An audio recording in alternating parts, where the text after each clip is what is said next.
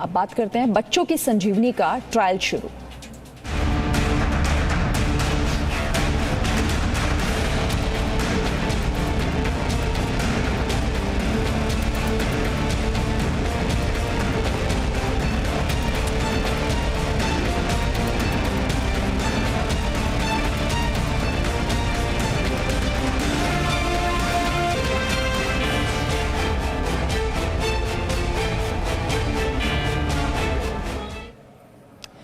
तो बच्चों की वैक्सीन और तीसरी लहर, कोरोना की तीसरी लहर में बच्चों के ज्यादा प्रभावित होने की आशंका है, जबकि अब तक बच्चों की कोई वैक्सीन नहीं आ पाई है। इसी बीच अभी अच्छी खबर आई है कि दिल्ली एम्स में बच्चों के वैक्सीन का क्लिनिकल ट्रायल शुरू हो चुका है।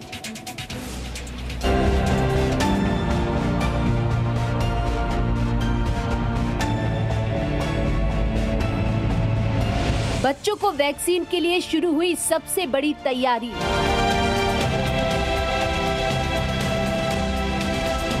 देश के सबसे बड़े अस्पताल में शुरू हुआ क्लिनिकल ट्रायल।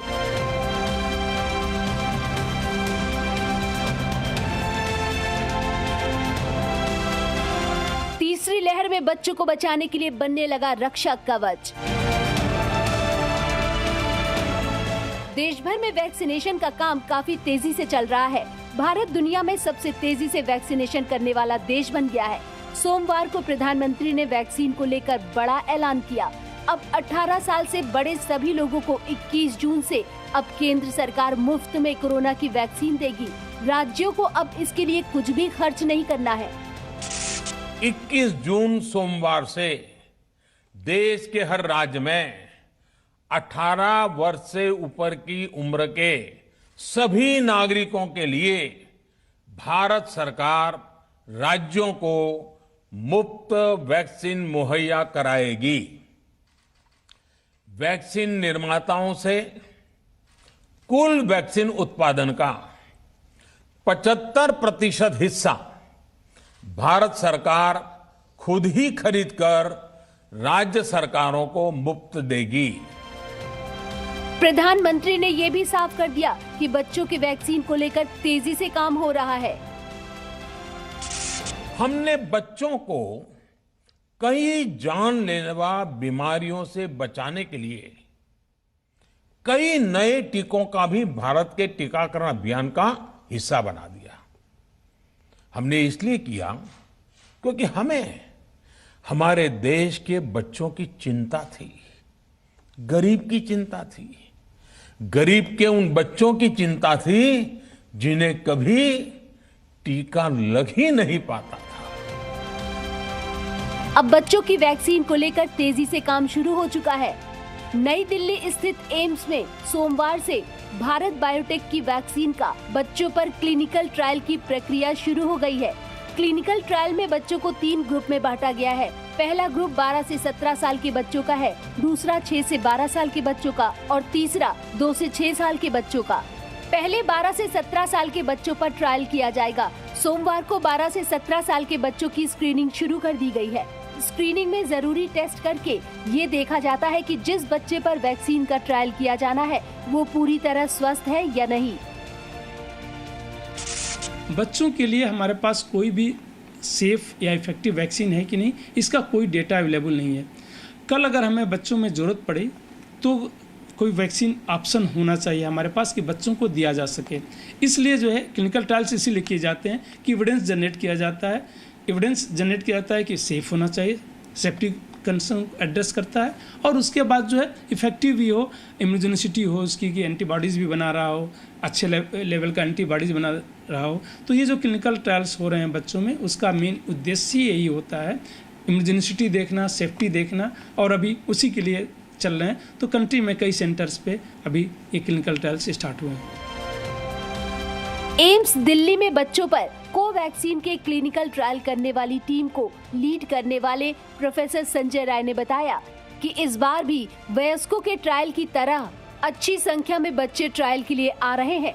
हालांकि कोवैक्सीन के वयस्कों पर हुए ट्रायल और बच्चों पर शुरू हुए ट्रायल में एक अंतर साफ है। उस समय वॉलंटियर्स उत्साह में क्लिनिकल ट्रायल में भाग ले रहे थे और आज बच्चों के माता पिता तीसरी लहर में बच्चों के संक्रमित होने के अनुमान के डर में अपने बच्चों को ट्रायल का हिस्सा बना रहे हैं। आपने बिल्कुल सही कहा, 3 ग्रुप में है, 12 से 18, 6 से 12 और ये तो पहले थोड़े बड़े बच्चों में कर रहे हैं, उनमें सेफ्टी और इम्यूनोजेनिसिटी देख लेंगे।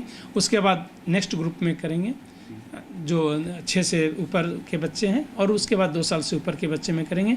तो एक एक क्रमबद्ध तरीके से कर रहे हैं। उन तीनों में करने के बाद जो है जो भी डेटा आएगा फाइनल उस पर निर्णय होगा। जी न्यूज के साथ बातचीत में प्रोफेसर संजय राय ने बताया, एक वैक्सीन के ट्रायल पूरा होने, डेटा इकट्ठा करने और मंजूरी मिलने में कम से कम 6 से 8 महीने लगते हैं, लेकिन भारत बायोटेक की ये वैक्सीन वयस्कों पर प्रभावी और सुरक्षित पाई गई है। इसका अच्छा खासा डेटा भी मौजूद है। ऐसे में जरूरत पड़ने पर ये वैक्सीन 3 महीने में बच्चों के लगने के लिए मंजूर हो सकती है। भारत के जो पेरेंट्स का कंसर्न है कि हमारे बच्चों को वैक्सीन कब मिलेगी, तो हम लोग कब तक उम्मीद कर सकते हैं कि हाँ अब हमें हमारे बच्चों के लिए भी वैक्सीन आ सकती है? इस प्रक्रिया में टाइम लगता है, किसी भी डेटा को जनरेट करने में साइंस का पार्ट है ये। 6 से 9 महीने तक का ये है, लेकिन चूंकि एडल्ट में ऑलरेडी डिमॉन्स्ट्रेटेड है कि सेफ और इफेक्टिव वैक्सीन है, तो एंट्रीम एनालिसिस करके भी रेगुलेटरी अथॉरिटी उसको देख सकती है, और अगर ऐसी जरूरत पड़े तो उसको दिया जा सकता है। बट ये तो रेगुलेटरी अथॉरिटी के आधार क्षेत्र में आए। हाँ, मिनिमम 3 महीने तो लग ही जाएंगे।